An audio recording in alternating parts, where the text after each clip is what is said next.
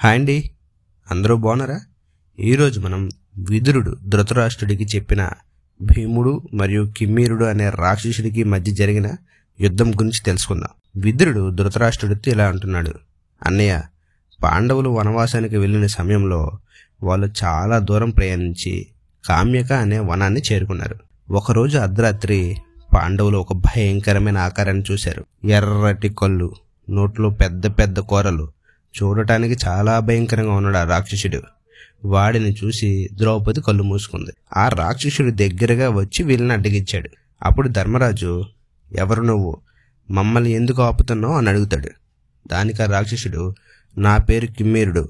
ఎవరైనా ఈ అడవిలో కనిపిస్తే వారిని చంపి తింటూ ఉంటాను. నాతో ఆ దేవతలు కూడా పోటీ పడడానికి సాహసించరు. నా సంగతి పక్కన పెట్టండి. ఇంతకీ మీరందరూ ఎవరు, అడవిలో ఎందుకు తిరుగుతున్నారు అని అడుగుతాడు. నా పేరు ధర్మరాజు. వీళ్ళు భీమ, అర్జున, నకుల, సహదేవులు నా తమ్ముళ్ళు అని అనగానే ఆ రాక్షసుడికి ఒక్కసారిగా కోపం వచ్చేస్తుంది. భీముడంటే ఇతడేనా?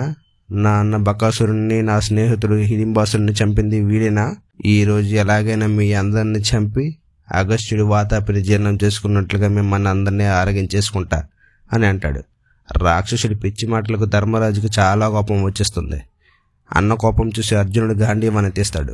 నకుల, సహదేవులు కత్తులు తీస్తారు.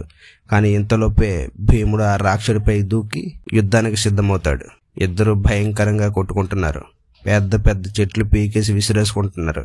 అక్కడున్న వారంతా భయంతో ఉండిపోయారు. కొన్ని గంటల యుద్ధం చేసిన తర్వాత చివరికి భీముడు ఆ రాక్షసుడి చేతులను వెనక్కి విరిచేసి అమాంతం పైకి లేపి నేలకు కొట్టాడు.